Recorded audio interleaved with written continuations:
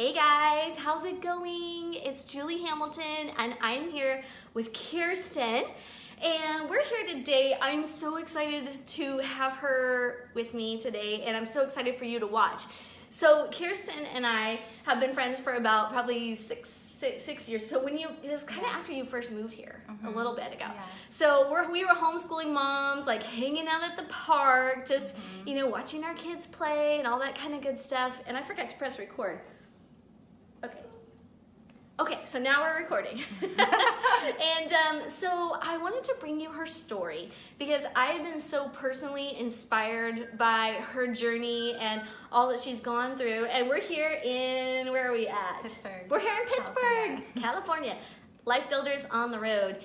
And I just wanted to have Kirsten take a couple minutes to tell you about herself and her life now. And then we're going to dive into some exciting things today that you saw in the bio probably. So, all right, Kirsten, tell us about your life.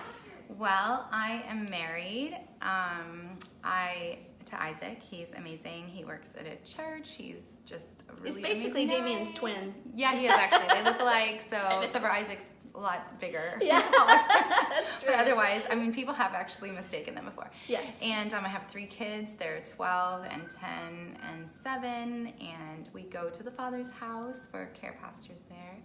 And we live out here. We go to the East Bay campus. Yeah. And I don't know. I love it. There we go. Well, it's funny because I almost put up a picture of you and Isaac for your little bio pic, the promo pic, and then I was like, oh shoot, somebody's gonna think that's Damien. They're gonna be like, why are you putting up a picture? There's Abby. Good morning, Abby. Great to see you. And I'm so excited for Abby to watch this because Abby is going on her first missions trip to Cambodia very soon, and I'm so proud of her for applying and doing that because that's a big step, So, well, let's dive in. So the reason that I'm having Kirsten on here, and I want to go back to kind of 6 years ago. And 6 years ago, we would meet like every week, or maybe it's every other week, I don't remember, at the park, and the kids would be playing. And there was something that she was going through that I'm going through now. And they had been pastoring before, right? And kind of that door closed. Have you guys ever been in a situation where you're doing what you feel like you're supposed to be doing, it's going great, and then that door closes and you feel lost? And I think back then that was what we would talk about all the time is, I feel like I'm supposed to be doing this. You kind of lose your identity a little bit. And I was just telling Kirsten, I can really relate in my own life recently, and I'll just share this with you guys, had something going on that I thought, this is what I'm made to do. This is what I'm supposed to be doing. And that door closes. And it's like, you're like, what is going on? What am I supposed to do? Who am I? How do I keep all of this inside that God's put inside you and not have a place to put it? Well, that's the place that Kirsten was 6 years ago, and she would be like, I have a heart for missions, and I want to be involved in missions. I want to be involved in other countries, but that door had closed, and there was no outlet sort of for that. And you were like, what am I gonna do? So take us back to that time. How did you feel? I'm just telling you guys how I feel, but tell me how you were feeling back then. Yeah, well, we had recently been in a transition and found ourselves having things not work out how we had really hoped and planned. And I felt like I was disappointed and things just really had not gone how we thought that they would turn out. And it was disappointing, it was hard. And also, I always, even though we were in full-time ministry here in the United States, ever since I was young, I thought I was going to be a missionary. So, like, before I had kids, I envisioned myself, like, raising my kids in a third world country somewhere. You did? Totally. And so, it was kind of like, but I was really happy doing what we were doing.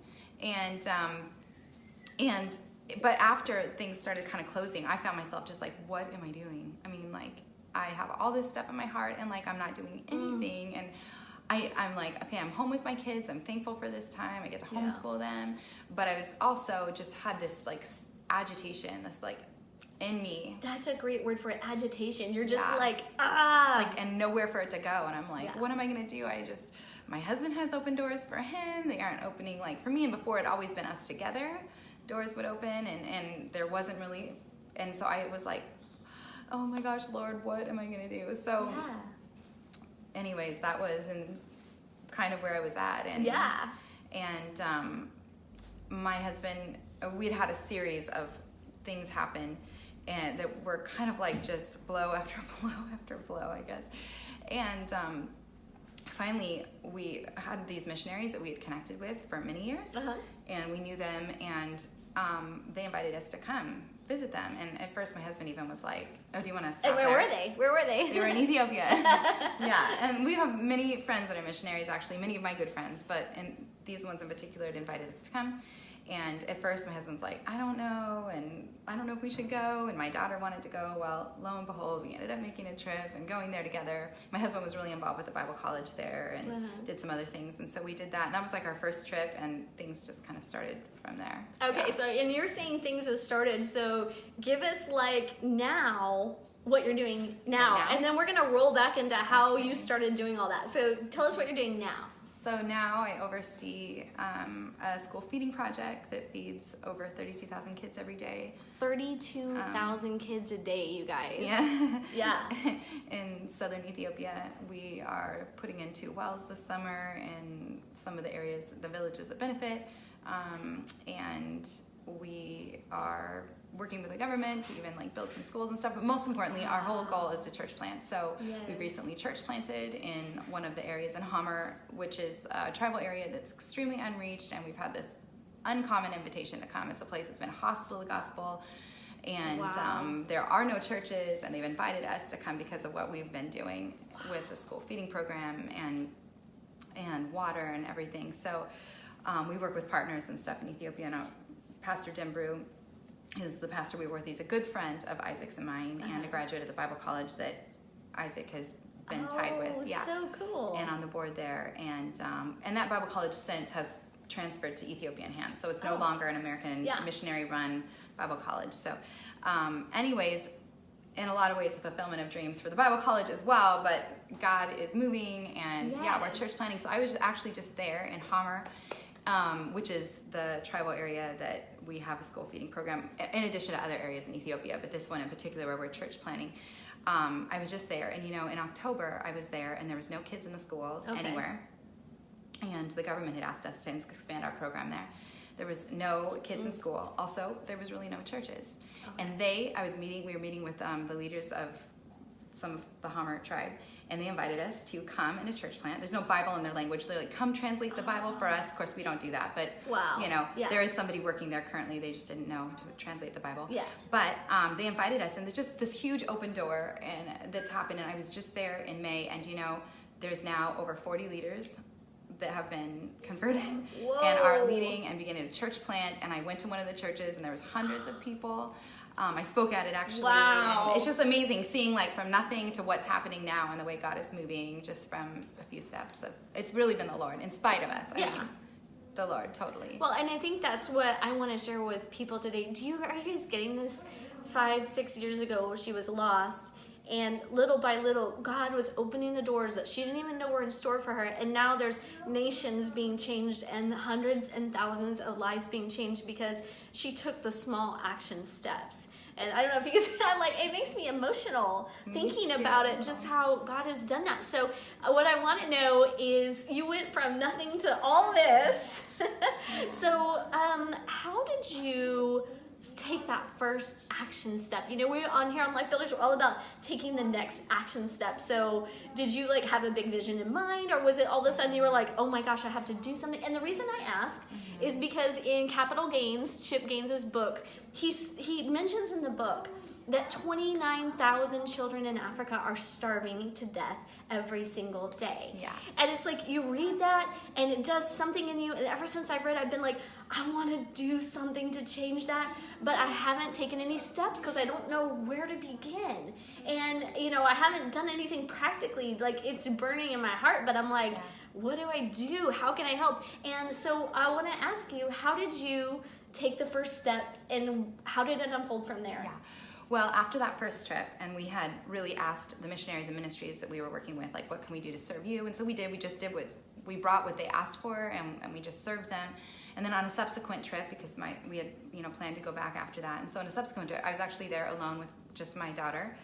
And at that time, this was December 2015, and there was a drought going on in Ethiopia that was somewhat severe, but we weren't hearing about it in the news the way that, because of different factors and things like that with the government. And so we saw what was going on, and so I'm sitting at the table with our good friends who are missionaries there, who are no longer living there, but at the time they were, and we were like, look at what's happening, all these kids, like, should we do something about it? I mean, what could we do? I think we should do something, but what do you do? Yeah, we were kind of like, what could we do? And Gary Munson is his name. We're sitting there, and he's like, I don't know. I mean, maybe when you go back to the United States, let's make some phone calls, like try to get some food donations, see what happens, So I go back and had a few phone numbers of a few people to call, and it was like, made a few phone calls, and they gave me a few connections, and within just a few days, literally, we had 9.1 million meals donated. And can you believe that? Just with phone calls, 9.1 million meals. Yeah. Yeah, it was amazing. And we had a very short window to ship the first container of food. Okay. And we had a lot of money to raise because we still have to pay for all the shipping, even though they're donated from Canada. Yes. And it was amazing. I'm calling all the pastors, and I'm like, can you give me $1,000? And they're like, okay, just, because they love, Isaac and I or whatever. Yes. And it all came in, and we were able to ship the first container. And I mean, I could go into all the miracles that happened, because Ethiopia is not an easy country to work in and even do things, and everything just went smoothly. And we started with 9,000 kids we were feeding with that first container every day. And yeah, that was like the first step. It was really a faith step, and we do have local partners and local friends that we work with there that help us implement. We hire a project coordinator and some other things.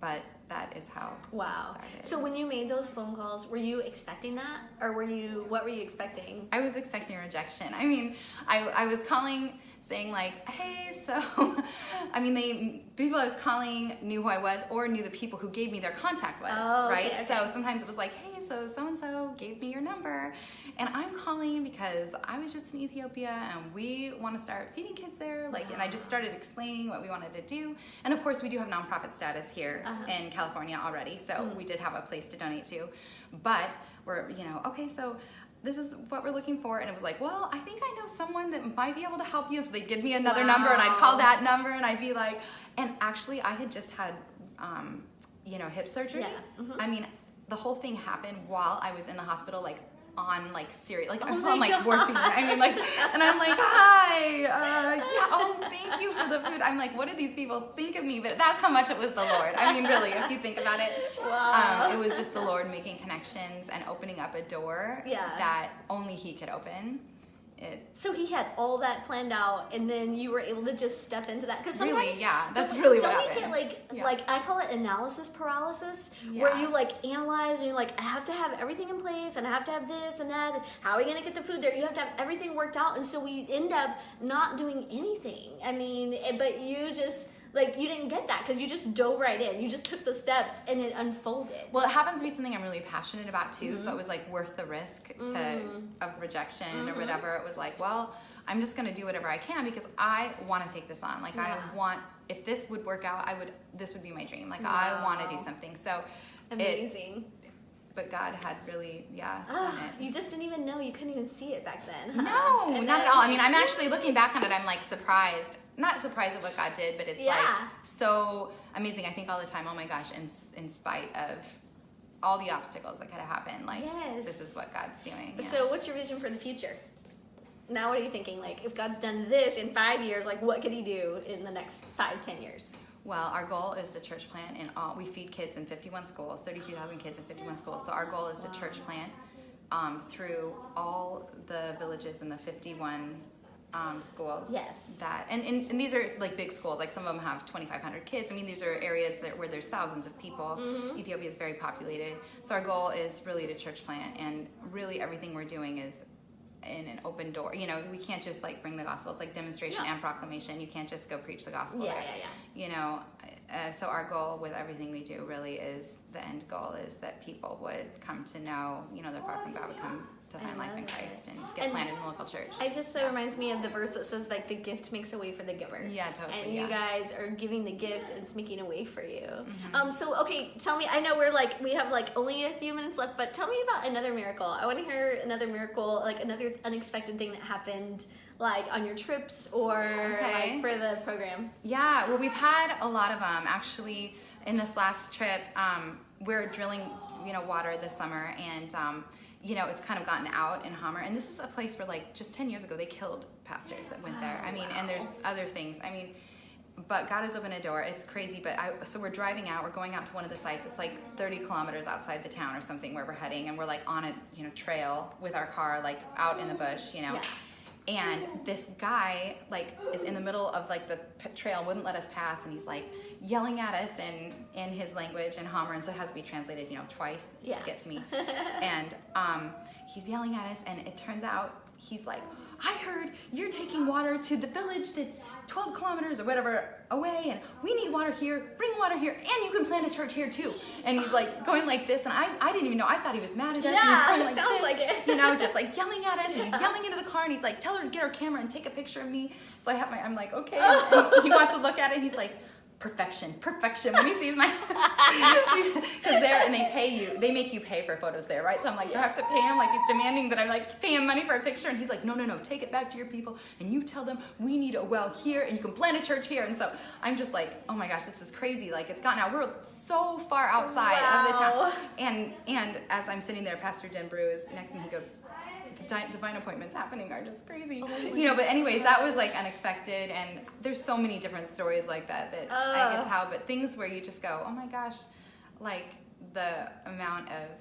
like doors that God has literally opened. I mean, we didn't even go where we're going like on our own initiative. We went to the government and asked them, where do you want us to go? And so like we haven't even pushed doors open. They've just opened, and then we're being faithful to what God has asked of us, and that is really wow. I love that. Those things that happen. I know, isn't it crazy? That's crazy. Yeah. Okay, and so let me ask you, and I also mentioned on our little bio that I was going to talk about, hey guys, can you guys be quiet? Be quiet for a second. I'm sorry. It's my kids. I'm sorry. You guys know how it is. You know how it is in my house and my videos too. Like the air conditioner man's coming to the door and flies flying in my mouth. It's super awesome. But I wanted to ask you, so one thing I love about Kirsten that inspires me that I want to do is we've never taken our kids out of the country. And she's taking her kids to Africa. You just got back from Mexico. They get into Central America. South America. They take these vacations where they take the whole family to Central and South America. I want to ask you, tell me some practical tips for like how can we expand our brain to like think about taking our families these places, and how do you practically make it work? Like how do you like? Because I think of a vacation like that, I'm like I could never afford that. Like if I'm like taking all my kids to Nicaragua or whatever, I think I could never afford that. How do you guys work that out? Well, yeah. Do you know what I mean? Well, I think part of it is, God has blessed us, but we're a single income family. Mm-hmm. And so we intentionally live below our means and with margin in order to plan for that. So we budget really carefully in order to plan for that. And also because missions is important to us as well, like just being able to have enough left over that we can live out, beyond ourselves, not just for ourselves. Yeah. So it does take steps, and thankfully my husband's very, very good at that. Kids, quiet. You're distracting me. No. I'm trying to tell a story here. But so we, save and things like that. Perfect. To be able to do that, and we do things like we have the Capital One Venture card, and we put like everything on that, the same things you would pay for every month. We put that on and we pay it off every month, but it gets points. You can use that for your tickets and and that kind of stuff. Yeah. I think it's brave. Like I'm like I don't know if I would be that brave, but I want to. I want to take my kids for those experiences, and I think it's very brave of you guys to do that, and exciting for them, take it. And what I love is she doesn't wait for a trip to come up to go to Africa, a missions trip at her church. She's just like, I'm going to go to Africa, and then you'll be there for like 3 weeks or something, And I love that. That's what I initially loved about you, is so much is that you just went on your own. You're just like, I'm doing this. Not like waiting for someone to set something up for you to go, which I think is really brave and really cool. So, okay, I do have one more question. We kind of got to close it out, but so you guys, I just felt like today, like I wasn't going to really write down many questions. You guys know I usually have my sheet and stuff, and so I'm just kind of going with the conversation. I just felt like we were supposed to do that. So she doesn't know what this question is that's coming right now. The question is, if you could see yourself, if you saw yourself from 10 years ago, so, you know, walking down the street, and you know, now looking back, you know all the trials, you know all the victories, you know all the hopes, all the dreams, what God is doing in you, what he had planned out for you that you didn't know back then. And if you saw yourself walking down the street from 10 years ago, that Kirsten, what would you say to her? Well, 10 years ago, I feel like I was kind of in a really good place, and I felt really excited for the future and the way that we had planned it. So I would probably say, because I went through some really serious discouragement, you know, and really feeling down, and I multiple deaths in our family and things that were so hard. And I think I would have just said, you know, just to like hang in there, you know, and to like not be to not let my heart get discouraged like that, because you know that it does happen. I mean, it's part of life. You go through things, you know, but not let my heart just get discouraged. And also, I think one thing that our pastor's wife, when we were in Seattle, before we ever got sent out to even be on staff at another church, she was like, you know, guard your heart. In ministry, you have to guard your heart, you know. And I remember that. I feel like that for me to like guard my heart through different things that we went through and different disappointments. Just to guard my heart and keep my own heart right. Like, I'm responsible not for what anyone does to me, but I'm responsible to keep my own heart right. Ooh, that's good. And so I think just that I remembered, but to not battle so much over what the things were that happened to me. Do you know what I mean? You know the struggle that you go through when you're so discouraged and you just get down. I mean, you're just like, what is happening? Why do I feel this way? Why are no doors open? Why? And you know, God in the midst of it is working it out. And just to not lose heart. I don't know, I do feel like there's times where, you know, I naturally lost heart. And so I think if I was to do that, I would be like, just hang in there, you know, not to give up. You know, like, not it's all gonna work out. Yeah, like, don't give up. And I'm still in the middle of it, honestly. I mean, these things are happening, but have not arrived at, but there's still things that have been difficult, and you know, and I'm still working it out, and you know, but just to not probably let myself get as discouraged as I did at times, probably. I love it. And it's so hard not to let yourself get discouraged too, because I've been walking through that too, some disappointments, and it's just like, you're just like, okay, you know, what do I do now? And that encourages me that God has something good on the other side of that for us. You know, we just have to hang in there and do it. So, well, I hope that encouraged you guys today. I am encouraged, and I love hearing your story, and I really want to hear more about it, actually. But, I mean, just to see the way that God is unfolded in the transitions that you made and is unfolding the journey. So we just encourage you guys. What would you say to the person out there who's like is in that agitated state, has a big vision, has a heart for something? So just look right there in the camera and tell them what you would say to them. I would say in the Bible, in Ecclesiastes, it says, do what your hand finds to do, and do it with all your might.